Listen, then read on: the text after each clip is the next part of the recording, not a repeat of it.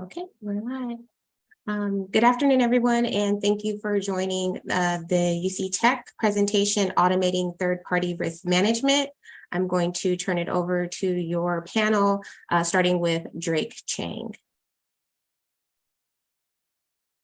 Next slide, please. All right, so thank you all for joining us this afternoon. My name is Drake Chang. I'm the Interim Chief Information Security Officer for the UCLA campus and organizational leader for our campus's governance, risk, and compliance team. Today, I'm thrilled to introduce the great team we have here at UCLA presenting on our third-party risk management process. All the credit for this work goes to the individual on this slide. Our campus GRC team, led by Director Ernesto Carrasco, Senior IT Risk Analyst Harold Shin, and our Senior Consultant from Deloitte, who's been here for so long we may as well call him part of UCLA, Shun Sugazake. This small but mighty team has been responsible for developing and maturing our TPRM process, along with the support of our phenomenal ServiceNow team, Michael Quirk, Anna Santa Cruz, and Rohith Takalapalli, for actually transforming this vision into a reality within ServiceNow, which is the platform we utilized for this process. Our campus's journey in TPRM started back in 2021. It was the brainchild of my predecessor, David Shaw, and Ernesto, who was tasked almost immediately with taking on this crucial work when he joined the organization earlier that same year. This work also would not have been possible without the support of many other individuals and groups who all bought in and collaborated with our team, including our campus procurement, privacy, legal, and accessibility. All of this culminated in the launch of our revamped TPRM process back in February of 2022. Today, we're excited to present on the advances made since that initial launch and our journey to date. With that, I'll turn it over to Ernesto. Thanks, Drake. Thanks for that great introduction, and good afternoon to everyone. As Drake mentioned, my name is Ernesto Carrasco. I'm the Director of Governance, Risk, and Compliance for UCLA campus. Before I get into my discussion, I would just like to recognize the team for receiving the Silver Design Award yesterday at the UC Tech award presentation. This team is just phenomenal. It's probably the best team I've ever worked with, and I've been doing this for the better part of 20 plus years. And I can't say enough about them. This is certainly a testament to their hard work and dedication to the program. And I feel grateful to be working with them, and I look forward to doing more work with them. And congratulations again, and a sincere thank you from me. Okay, let's begin. So Harold, we can go to the next slide. So before I get into why TPRM is needed, I'd like to define what third-party risk management is. Third-party risk management is the practice of evaluating and mitigating the risks introduced by third parties.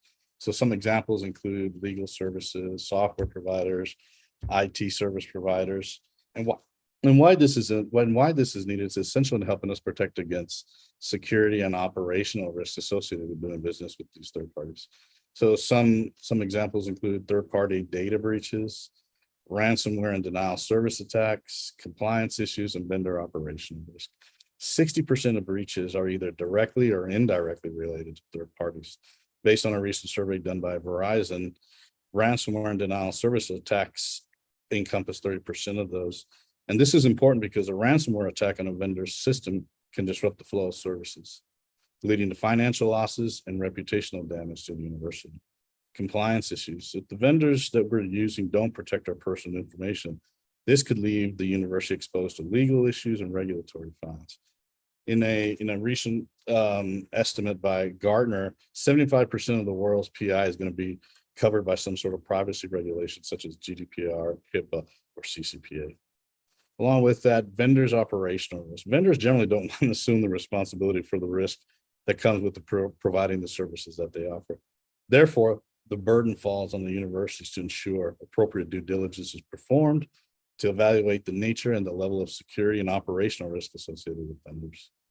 So Harold, if you don't mind going to the next slide, please. All right, so what are some of the TPRM challenges in implementing and managing a third-party risk management program? There's a few: complex vendor networks, lack of speed, lack of visibility, and cultural change.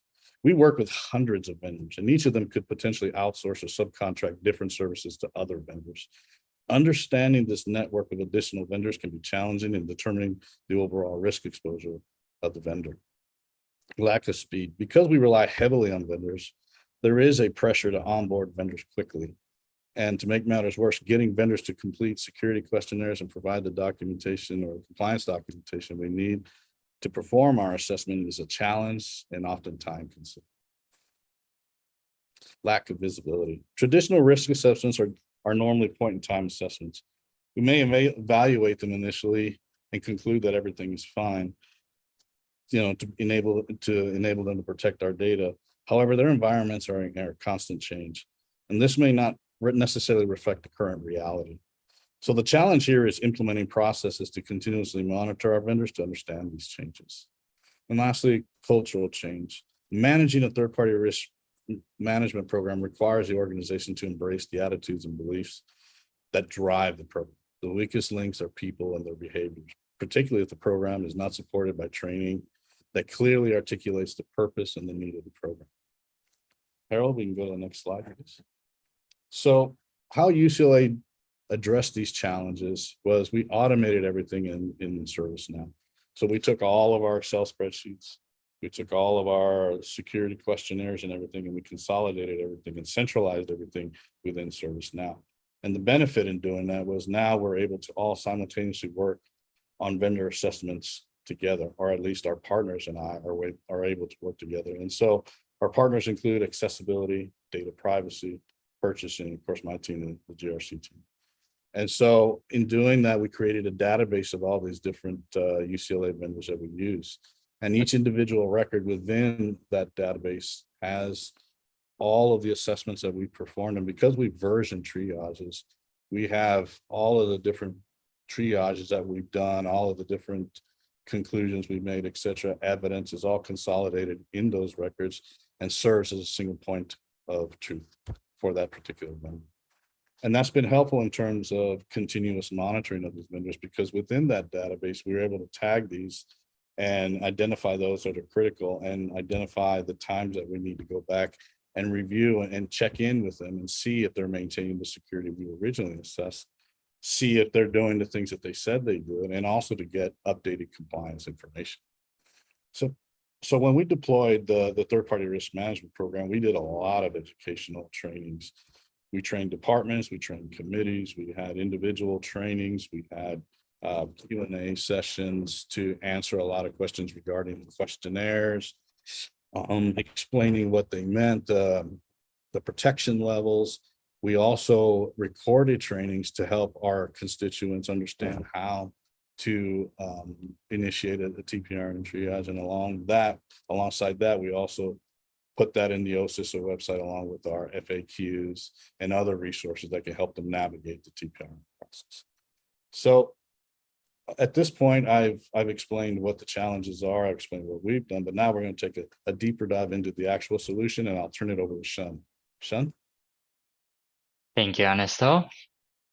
Good afternoon. My name is Shun Tsukazaki. I'm a senior consultant from Deloitte. I'm very excited to be here today to talk about UCLA's TPRM solution. Next slide, please. The main design goal of our TPRM is to make it brief, brilliant, and beautiful. Brief with regards to the number of questions. We have been able to reduce 66% of questions in comparison with our initial triage form. And we made the questions and instruction clear and concise that any technical background users can understand and complete the form. Question logics are also built in the triage form for its automation. Brilliant. Our TPRM portal allows our end users to repurpose a triage form without filling out a brand new one for each renewal. This is one of the highlighted features we would like to show in the demo later. Single source of truth means that we want to position this triage to be able to store all relevant review artifacts in one central area within ServiceNow. And we have integrated Black Kite, a cyber risk rating platform, into ServiceNow, which we use it as a supplement inputs for our vendor risk assessment.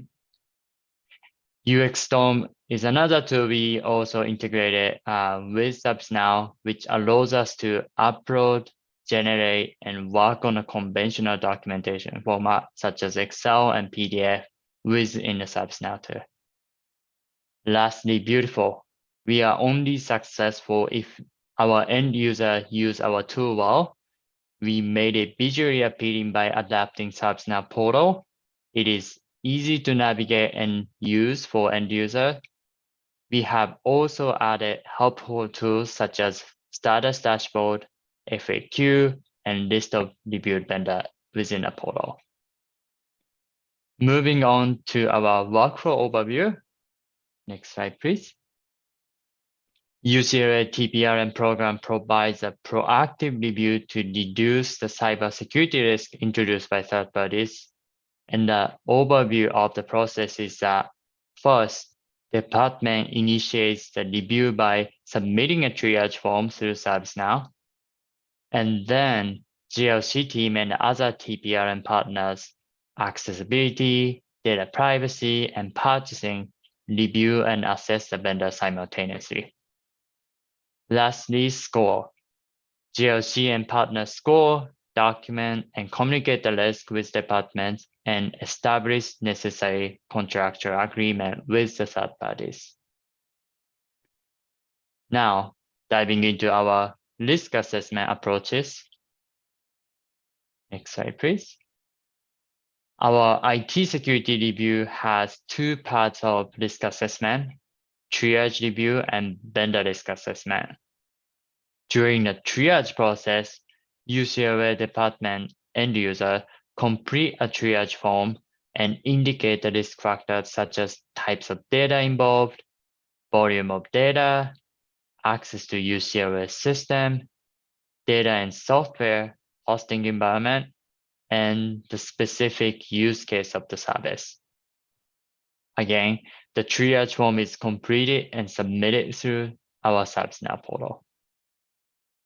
Based on the department inputs, our tool automatically calculates the risk rating as high, medium, or low, and we GRC team performs a review of each triage form and interview the department as necessary to ensure the risk rating and the initial inputs are accurate and complete. Based on the finalized vendor and engagement risk rating, we move on to the vendor risk assessment process. And if we determine the engagement is at low risk, we accept the risk and no further security assessment is required. If we say high or medium risk, we assign the vendor security questionnaire and request their supporting documentation. I will discuss the types of questionnaire and requested documentation in the next slide, but the vendor complete the questionnaire process through ServiceNow as well. Next slide, please. Here, our vendor risk assessment approach. We use security questionnaire to assess the vendor security program consistently. Again, high engagements are required to complete a full questionnaire, which includes 283 questions across 27 domains. Medium risk vendors are addressed with light or ultra light questionnaire based on the type of engagement, and light questionnaire includes 71 questions across 17 domains, and ultra light covers 29 questions over 2 domains.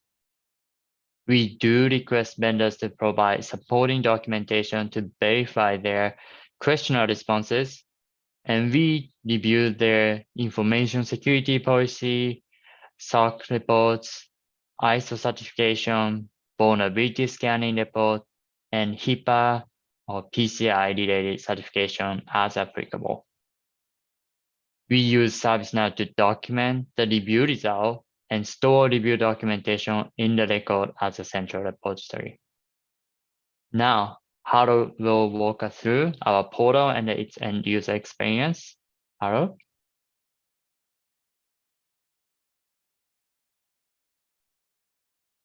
Thank you, Shin. My name is Harold Shin, and I'm the Senior IT Risk Analyst working with Ernesto and Shin here, and I'm delighted to provide the demo for our TPRM portal here. So here I'm sharing our TPRM portal landing page, and this is a test environment for the purposes of our demo. And at the top, you'll notice the following menu options: TPRM triage. And this is where you can create a new TPRM triage ticket or renew by repurposing an existing ticket from the previous year, a new feature that Shin mentioned earlier. And as he mentioned, our version 2, we reduced the number of the required questions by 2/3. My stuff is going to have a list of all the triages that you submitted. Vendors, I'll show you a list of all the vendors that we've triaged or assessed by product, service name, and protection level. And you could also search for the vendor. An FAQ, some of our mostly frequently asked questions and answers. There's also a search bar where you can search for your triage by ticket number or vendor name. And I will now show you how to submit a new TPRM triage. So start by clicking on this TPRM triage link. It'll take you to this screen. It's going to ask a couple of questions. First, that your request is not for a reimbursement. And then it has your department previously submitted a TPRM triage. Say no for new triages. And then next is a disclaimer, which is just a reminder to read the digital accessibility questions regarding web content accessibility guideline, which is part of the UCLA Web Accessibility Initiative and the Americans with Disability Act. Click the checkbox to accept, and then click TPRM triage form to begin filling out the form. Here I have pre-filled in the form for us here. First is to determine if this request is for the main campus or UCLA Health. The top portion asks for information about the vendor and the product. And then there's a section for you to provide information about you and your department. And then the next section is about the product and the service. And this section helps us to better understand where the product and the data is shared and stored. And as Ernesto and Shin mentioned earlier, this is where we automatically calculate the data priority score for consistency. Towards the bottom, we've partnered with the accessibility team to gather information for them. This is an important step that all software and service is reviewed. And towards the bottom of the accessibility section, you can upload any documents for the accessibility team. And below that, you can attach any attachments or documents for the GRC team, such as the statement of work, security documents, network diagrams, and such, so that our system becomes the single source of truth. And when you're ready, you click submit. It'll take you to this screen. And here, you will see on top a status menu, which is new in our version 2. So it shows the status of all 4 partners in TPRM. First, the IT security review status, data privacy review status, accessibility review, and then finally purchasing. Next, you'll see information about your ticket number, your vendor name, and the people you have identified as a delegate in your department, contact information. Left is all the information that you just shared on the form. And then in the upper right, you can add or remove any additional delegates that you want to be copied on the ticket. Again, is an opportunity to share with us any documents related to the ticket and any message or comments that you have for us. And you're done because your ticket has already been submitted. There's nothing else you need to do here. And next, I will show you how to submit a renewal TPRM triage, which is a new feature. So going back to the portal, click on TPRM triage.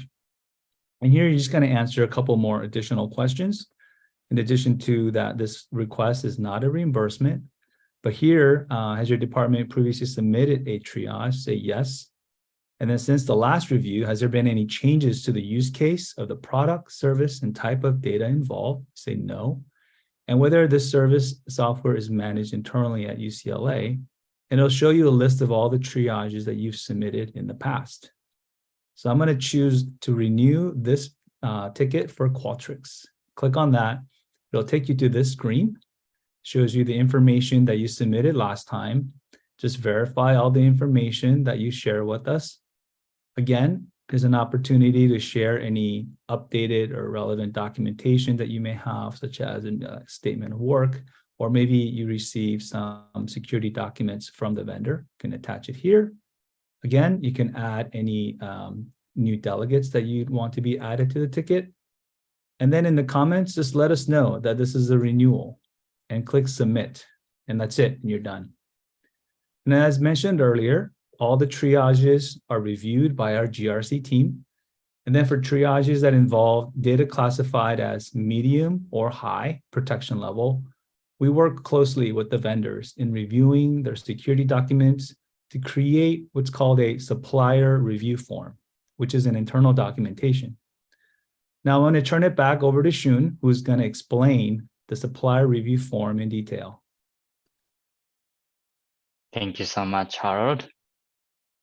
So this is where we document our vendor risk assessment results, which we call a supplier review form.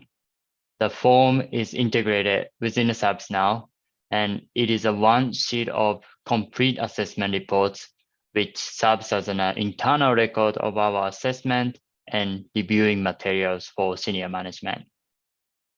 Let me walk you through from the top to bottom briefly. Along the top, we have reviewed vendor name, product, and URL, as well as the protection level and availability level from IS3. It also has the numbers of records for Appendix-D as purpose.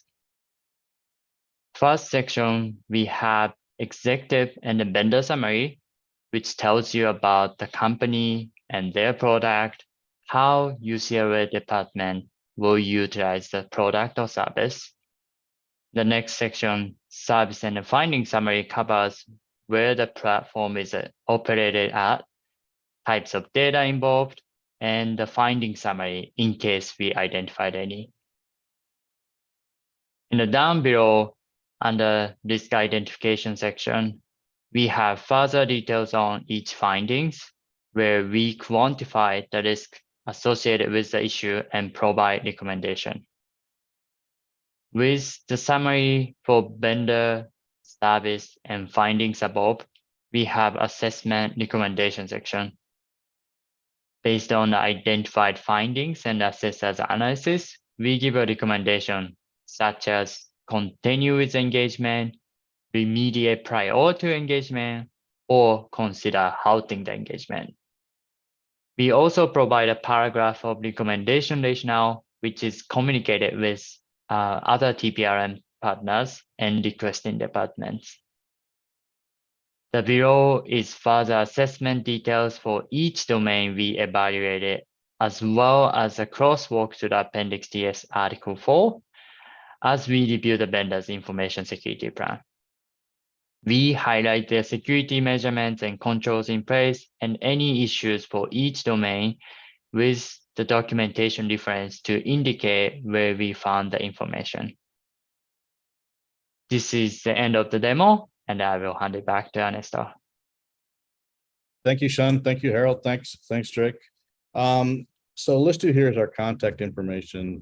We're going to move into Q&A here in a second, but if there's any additional questions or things you want to talk about with regards to what we presented, please feel free to reach out to us at the GRC UCLA email.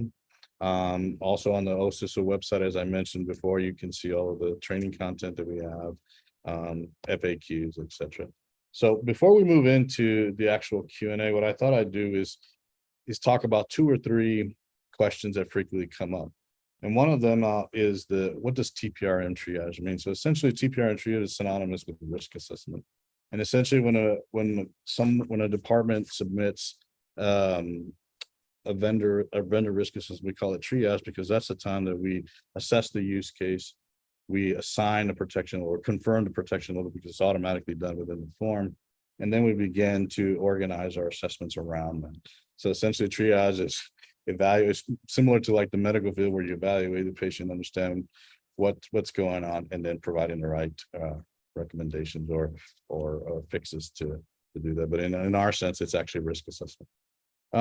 Another question that we get is, what's the expected timeline to complete TPRM processes before proceeding to contract. So generally, based on our metrics and after having automated this, we're looking at about maybe 48 to 24 hours for P1s and P2s, which are the lowest levels. And then maybe 6 to 8 weeks for P3s and P4s.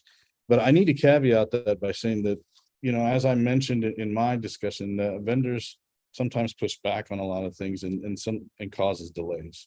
If a vendor gives us everything that we want and we need, and they agree to everything that we're doing, we can turn this thing around in maybe 2 weeks, you know, before P3s and P4s. It just depends on the level of engagement we get from the vendors themselves. Another question that we get is who should be involved in the third-party contracting process? Well, that includes the OCISO, data privacy, accessibility, IRM, and they all come together to review the contracts, address any red lines, and close out the contractual process and move forward with the vendor.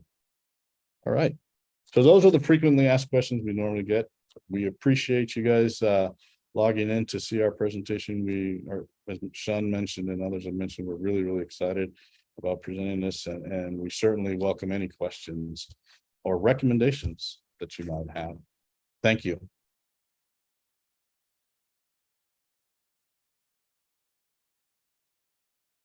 No questions yet? Huh. I figured there would be a few. So that means we're doing something right.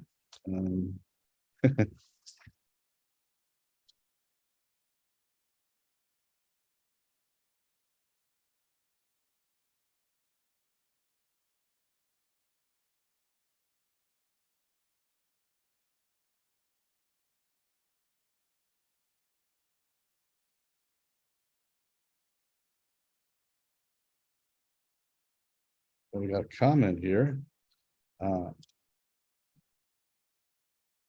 So I love how you have they brought, so the question is, have they brought, I love how you incorporate accessibility in the workflow. Have they brought any interesting findings to light which have helped other review areas? That's a good question. And from my recollection, I don't remember hearing of anything so far. And I open it up to either Sean or Harold to see if you guys have heard anything. But Yeah, note that I'm aware of that. We work with accessibility teams, and then we collaborate and then make sure, you know, if you're asking similar question, same question, we incorporate with in a one form so that our end user and department will not be answering the similar question. Those are the collaboration we have had, but no other findings that I particularly remember as of now. Mhm. Yeah, I see in the comments, the accessibility team works directly with the department requester usually to guide them on any changes or updates they need to make, especially like website and whatnot. So. okay. So the next question is, in terms of accessibility, you cover Title I of the ADA. You know, I'm going to have to get back to you on that because I'm not exactly sure. We work simultaneously on these, and once they see the triage or the risk assessment, they go off and do what they need to do. But I will certainly take a note of that and get an answer to you. If we can just get the name of that person. Do you have a procurement request system? And if so, does it integrate with your TPRM? Yes. And unfortunately, it's not deployed throughout all of the UC campus, and it's only resident in ITS. So we've incorporated the TPRM process with our internal requisition process, and it's only used on the ITS side. You're talking to the right person. Who should we contact if we want to try and implement this at our campus? So you can talk to me, certainly Drake.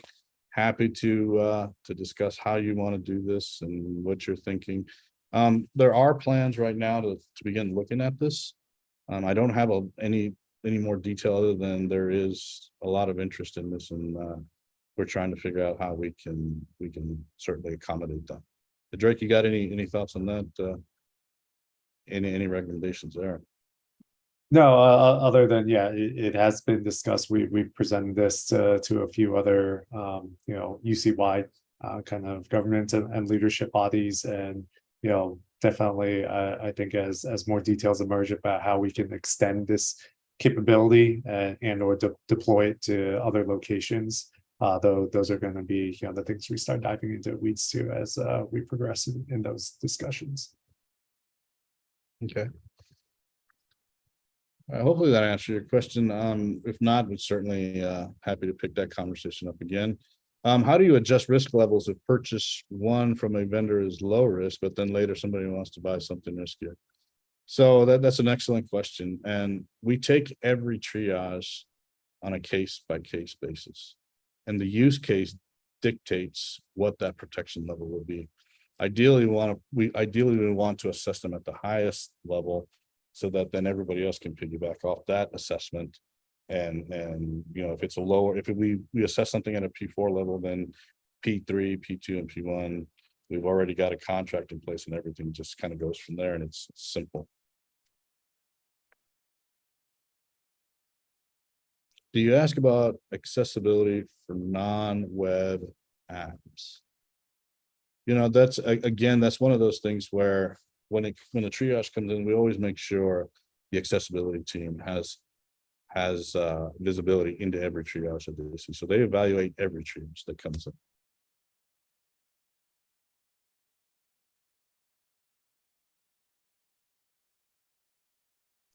No, unfortunately, we didn't. We're a ServiceNow shop. And so I'm sorry, the question is, were there any other tools that you had considered before deciding on ServiceNow? We're a ServiceNow shop, and everything that we do is essentially centered around ServiceNow. So we bought the GRC risk module, and eventually we're going to tie it into everything else that we're doing. So particularly from a risk standpoint, from a risk management standpoint.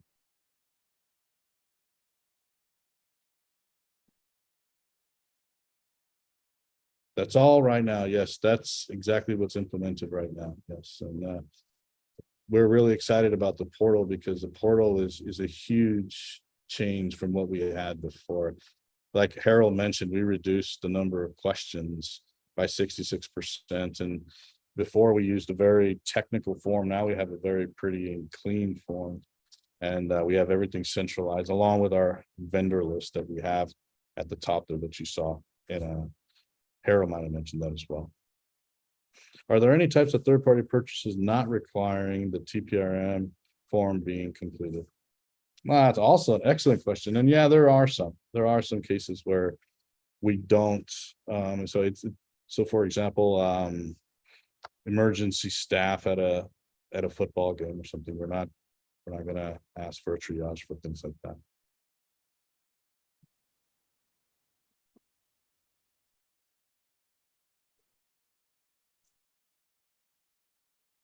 Hopefully that answers your question.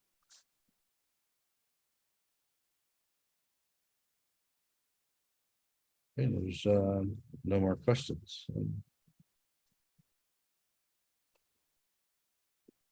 So yeah, like I mentioned earlier, if there's any recommendations or anything that you saw within this presentation that you think we may need to improve on, we're happy to entertain those. And we're really proud of what we have, and we put a lot of work and a lot of thought into it. And we tried to make this as simple and as clean as possible, because we believe that if it's simple, it's repeatable, and if it's repeatable, then it can be perfected. And we're only as successful as our constituents are happy. So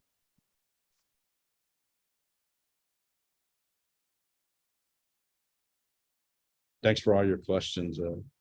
Good questions.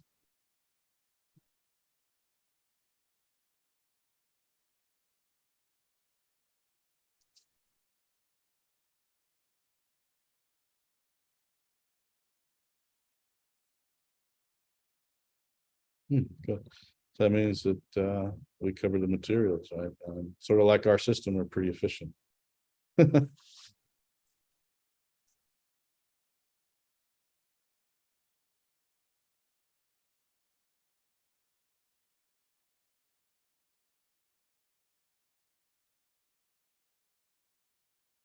So I don't know how, if we want to stay for the whole 15 minutes or so,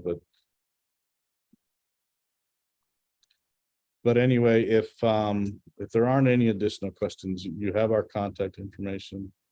Happy to discuss anything and that you want to discuss regarding our tool processes, some of the forms. One of the things that I'm particularly proud of is that supplier review form Shen talked about. I think that captures our assessment, our conclusion, everything in a really nice format that ties into the appendix.D, and I think it's fantastic. Sure. Yeah, the question is, how do you handle managers who believe risk assessments are not worthwhile? Another good question. So it's essentially, it all goes back to one thing, is education, right? And having a discussion around why it's important to do this.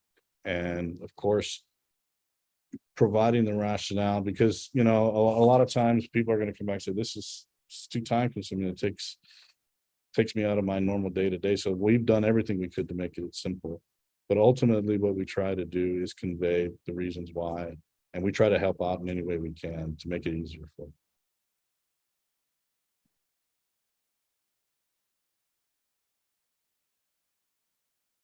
All right, if we don't have any additional questions, you know where to find us. It's a pleasure to be here. Oh, there's one more. Is there any online site we can look at that explains TPRMs or documents that you can send out? Actually, that's another good question, because what we're doing right now is we're actually working on a test environment where we're going to allow people that are interested in our system to come in and test it with dummy data and everything and see how the process works and test things out. The additional documents and trainings and things you can find on the OSIS, on the UCLA OSIS website. Why was the original TPRM form so complicated? Oh no, good, good question. Yeah, it was, you know what it was it was our initial, what we wanted to do essentially when we deployed the GRC to, when we deployed the TPRM module, we stayed with the out of the box as closely as we could.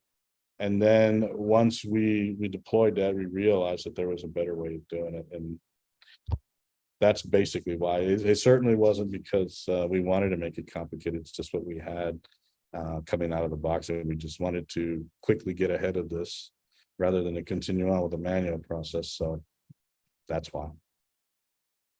Yeah, I apologize for whoever wrote that. I sincerely apologize. And I'll tell you this, we deployed it, and 6 months later, we modeled what you just saw today. And it just took some time to build it, and then we deployed it. And so basically we versioned the TPRM to in less than a year and a half, I think. I would say, what do you guys think? Yeah, about a year and a half or so, right? From the time we went live, yeah. Right.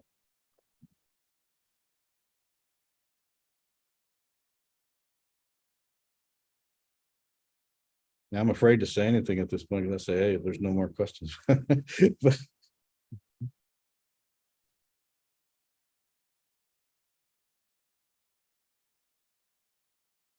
well, if you guys don't have any questions for me, I certainly would invite you to give us any feedback as part of the surveys, and of course, reach out to us and tell us if there's any recommendations you think that we have.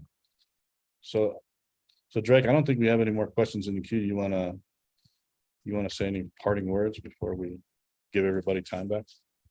Yeah, no, I was just gonna say, I think everyone's happy to get about 6 minutes back here. And again, thank you all for the attendance. Great questions, and thank you for the opportunity to share our work here on behalf of the entire UC. So yeah, we'll turn back over to our host here to close out the live stream.